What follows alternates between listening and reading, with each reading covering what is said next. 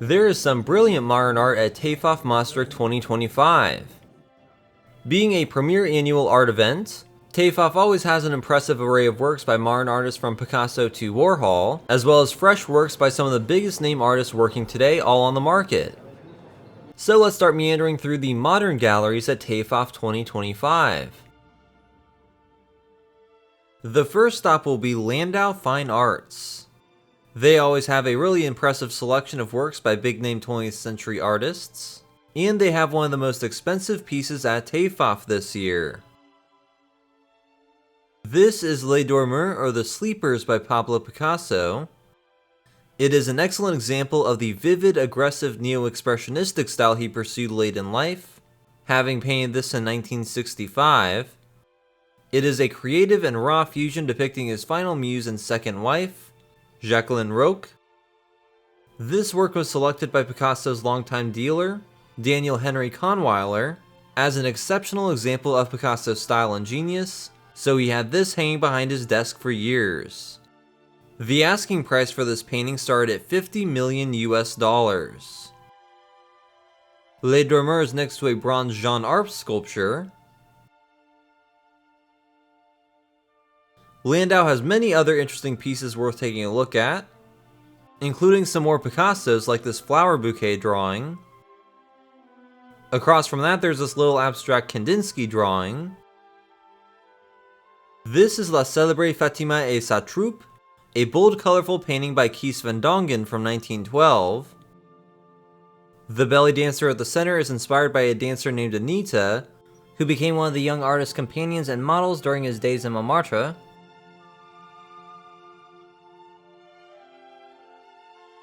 Here's an exquisite Fauvis work by André Durand from the mid-19-teens. It is a snowscape, which definitely does not radiate the same warmth as most of his works from this period.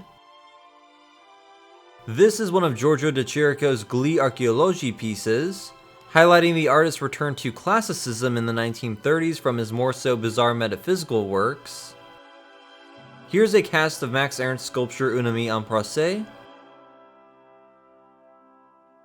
Here's another Ernst, done in oil, plaster, and canvas on wood. Here's a dreamlike automatist composition of Yves Tanguy, with an unknown title from 1927. A bunch of Giacometti sculptures and paintings occupy one corner of the gallery. There are some of his iconic slender figures, though very tiny ones. There are also a couple of his monochronistic paintings. Giacometti pondered existentialist philosophies of his time, so with these portraits he poses whether we can truly see or know others. Here are 4 figurines on a pedestal by Giacometti. These skinny figures are intended to seem like a far-off mirage.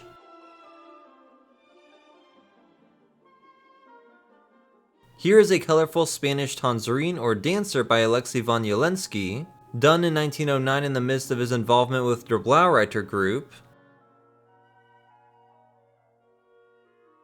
That is a unique limestone sculpture by Henri Laurent. He is generally known for his cubist works.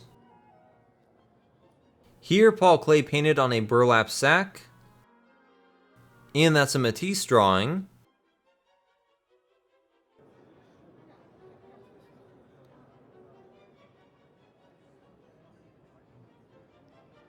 There is a huge Henry Moore sculpture of a mother and child on a block seat. Here the abstracted mother gazes upon her baby blob. It is impressive how Moore was able to convey a maternal bond through abstracted forms. This sculpture has sold. I wonder how much it will cost to ship this. There are quite a few figurative légers around this tiny Moore sculpture. That is The Family Group by Henry Moore.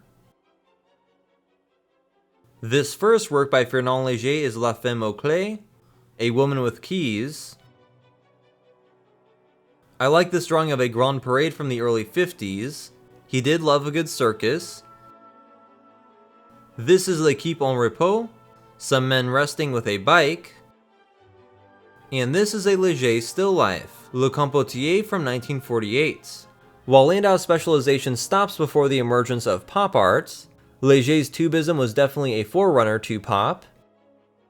Last but not least for Landau, here is another work of Pablo Picasso. This is a Femme dans une fauteuil, an abstract portrait of his lover Marie-Therese Walter, which he made just a month after meeting her in 1927. They had this here a couple years ago, so it is not sold. Applicat Présent has some neat works by mid-century European abstract artists. This is an excellent work of Karel Appel of the avant-garde Cobra group from 1953, definitely showcasing the cardinal tenets of the group like violent brushwork and vivid colors.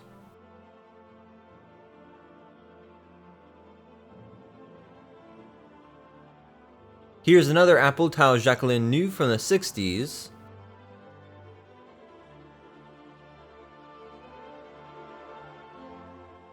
Here is Les Barques or The Barges by the prominent French abstract artist Nicolas de Staël from the 50s. That you may identify as a work by Yves Tanguy. It's even signed by him. However, it's not a real Tanguy, it's an appropriation. An artist named Oscar Dominguez mimicked his style, and with a surrealist it was common to collaborate on works or sign your name on someone else's piece, so this was probably made during World War II in an attempt to raise funds for resistance efforts. It was sold as a real Tanguy to get more money out of it. That's a Metamorphose Animale by André Masson. Here's a small Pierre Soulages from the 1950s. He was known for these thick black brushstrokes against lighter backgrounds, exploring texture and color. This is another de Staël piece from 1951 titled Composition Claire. You can really see his thick impasto style here.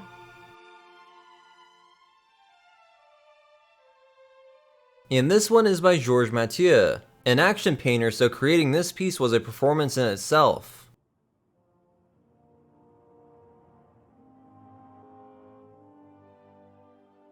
Oh well, would you look at that? There's another Picasso. It's the Nu allongé et buste d'homme, or Long Nude and Bust of a Man from 1964. Here is a Basquiat and a Christo at Van de Weg. The Christo is an illustration from a 1968 project to wrap the Chicago Museum of Contemporary Art, and this is a Basquiat sketch from 1982. Here's an untitled Keith Haring acrylic drawing from 1987. It appears to be a geyser bursting into 100 little detailed pictures in itself.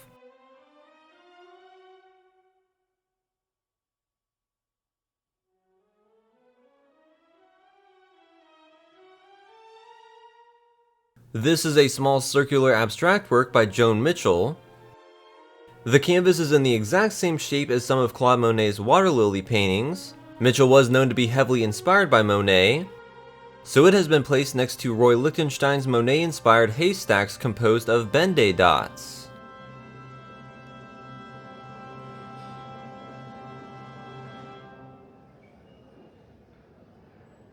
Here's a Magritte juxtaposed with a Calder. This is L'Invention du Feu by Rene Magritte from 1948. I suppose that nude woman is going mad. And here's a little metal and wire standing mobile by Alexander Calder. There's a pair of Warhol flower silk screens. That is from Jean Dubuffet's Parachiffre series. This is Dots Obsession by the Dots Obsessed Yayoi Kusama.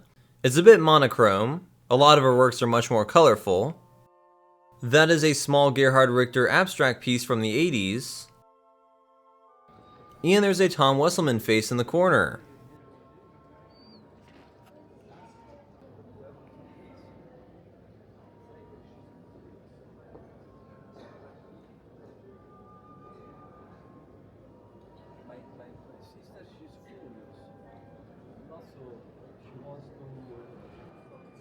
This dealer has new pieces by some of the most sought-after artists working today, like Anish Kapoor with this brand new dish. He often uses red like in this one, or sometimes he'll use Vanta Black, a color he legally owns. Here is a brand new mirror by the longtime Italian artist Michelangelo Pistoletto. There's a polyester sculpture by Hans Optebeek. There is an Ai Weiwei Lego painting this year. The experimental Chinese artist works with all sorts of mediums, but recently he seems to be using a lot of Lego bricks. This is a copy of a Guido Reni painting of Atalanta and Hippomenes. He often copies European masterworks in Lego. Right in front of that, there is a distorted cadaver-looking figure by Berlinda de Breikere. She uses wax, real human hair, and animal skins for these haunting works. Off to the side there's a little seated Buddha by Ai Weiwei.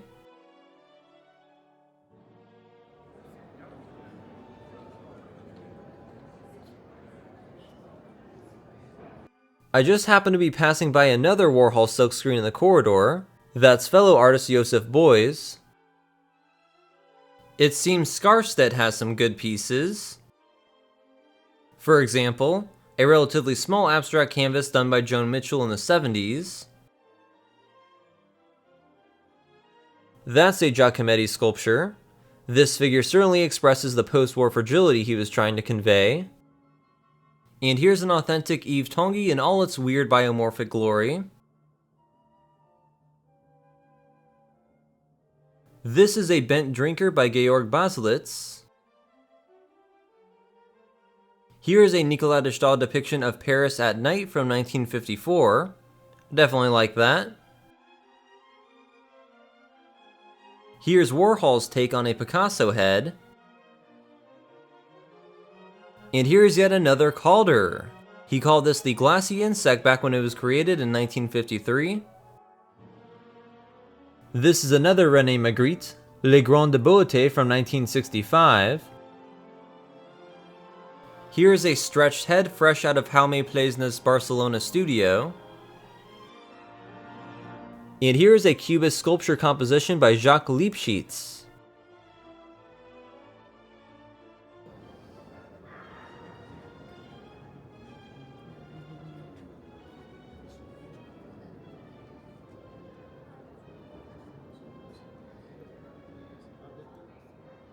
These hyper-realistic sculptures of naked ladies are by John de Andrea.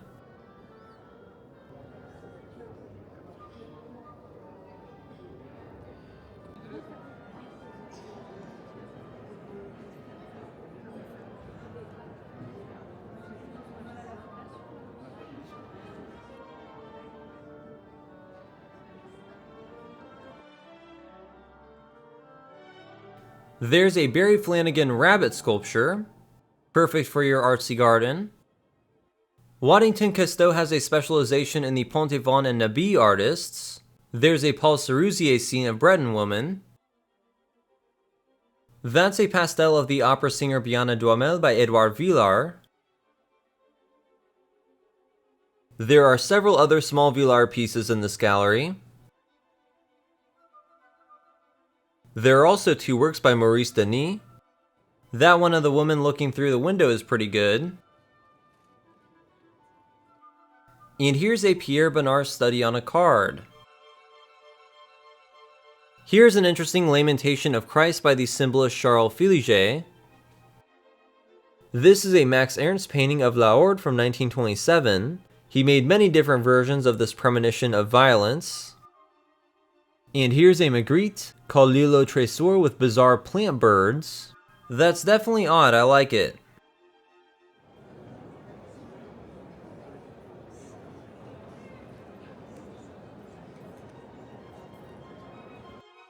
That is Andy Warhol's portrait of Nico Williams, the singer for the Velvet Underground who performed in Warhol's Exploding Plastic Inevitable events. I am pleasantly surprised to see this here, a watercolor on paper by Edward Hopper. It is a characteristically simple and lonely scene of Gloucester houses, or houses on a hill, set in 1920s Gloucester, Massachusetts, a typical New England town. I have never seen a work by this fascinating 20th century American artist in Europe, and I don't know of any European museum collections that have his works. There are also several etchings by Edward Hopper, like this charcoal sketch of a house in Gloucester. His works often have a glaring sense of isolation emanating from them. I particularly like this one, Night Shadows. Here's a Louise Bourgeois drawing from the 60s. She is more so known for her giant spider sculptures. That's another Basquiat drawing called Asbestos. And here's another Nicolas de Stael piece on paper. Here are two classic Joseph Albers studies for the homage to the square from the late 1950s. There's a Rodin cast of the Age in bronze. I love the texture and blue tones on this Pierre Soulages painting from the 80s.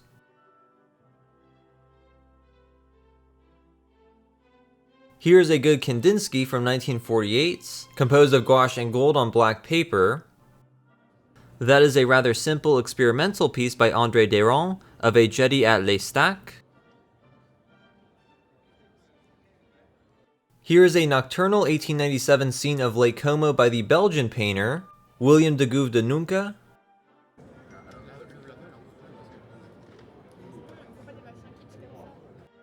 Rushing over to lunch, I spotted an impressionist work in the corner of my eye. It turns out to be an Alfred Sisley scene from 1891. Below there's another cast of Henry Moore's Family Group. There's also a Sublime Camille Pissarro picture from 1881. I also spotted a Camille Claudel sculpture. It's a bronze version of L'Abandon, a rather erotic work she created during the height of her relationship with Auguste Rodin. Here is a painting by Alberto Savinio, the brother of Giorgio de Chirico. Here is some concept art by Christo for his wrapped Pont Neuf project from 1985, when he wrapped up the oldest bridge in Paris. Okay.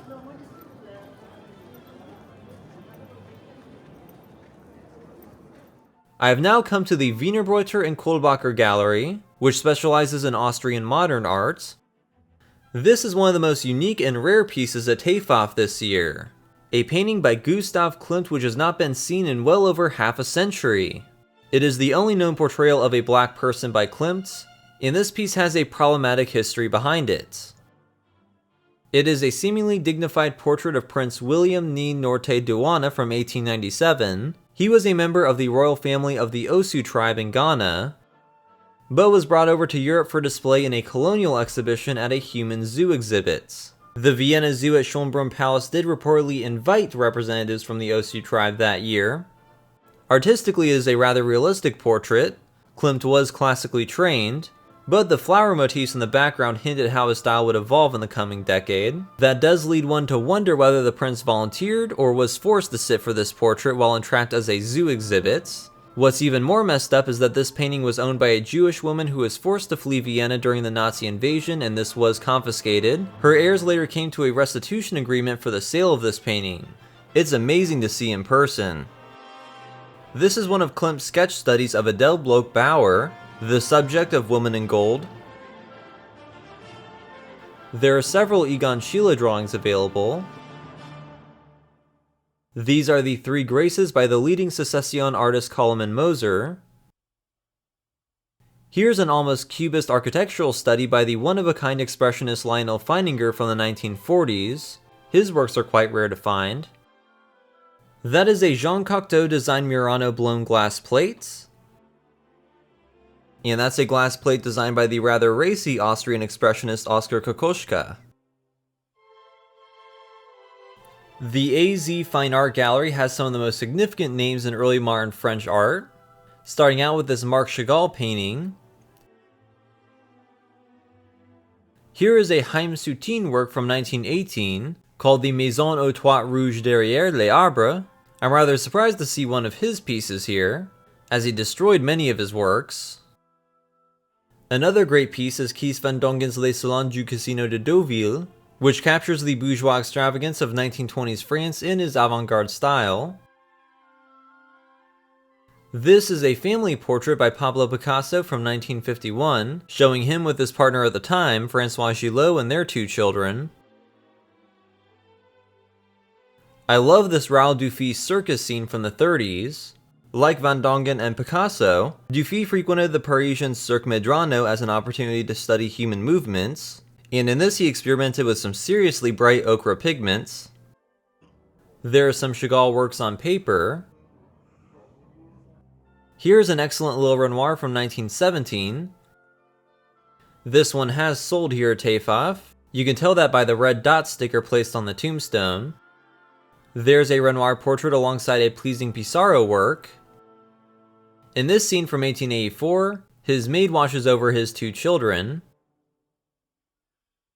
And here's another small Renoir landscape being offered for nearly €1,000,000. This is a Pierre Bonnard bather scene from 1899. And no matter where you go, if there's a Bonnard work being shown, it's probably right by a work of his best friend, Edouard Villard. This one is titled La Ravaudeuse.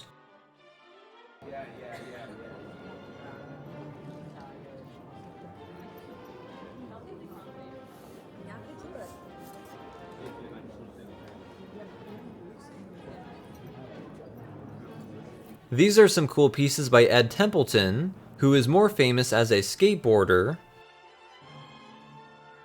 That is a bronze sculpture by Kehinde Wiley. It is based on a 19th century French painting of a woman who had been bit by a snake, but here he replaces her with a black man who has been struck down in the streets. And this is a portrait done by Wiley in just the past couple months. Templon Gallery here has a good description of his works, stating that Wiley, quote, makes eroticized heroes of the invisible, those traditionally banished from representations of power. Here is a brand new work of Chiharu Shiota known as the State of Being. There's an old spindle surrounded by a box of red thread. Her large-scale immersion works using thread like this are absolutely incredible. Well, would you look at that? There's another Calder sculpture here. This one is B for Barney from the 1970s. There's a Richter abstract piece in the background. I stumbled upon a dealer with several pieces by the preeminent early German expressionist Ernst Ludwig Kirchner, who spearheaded the Die Brücke group. Most of these vivid works are from the 19-teens and 20s, the height of his experimentation and critiques of modern society through these colorful and often emotionally charged works. I like this historically inspired scene of Cleopatra and Antonius. Here are some works by the spatial artists Lucio Fontana and Yves Klein.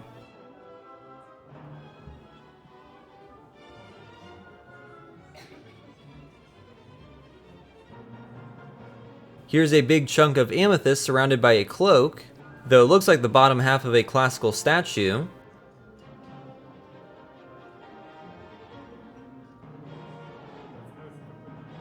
Here are some Joan Miro etchings.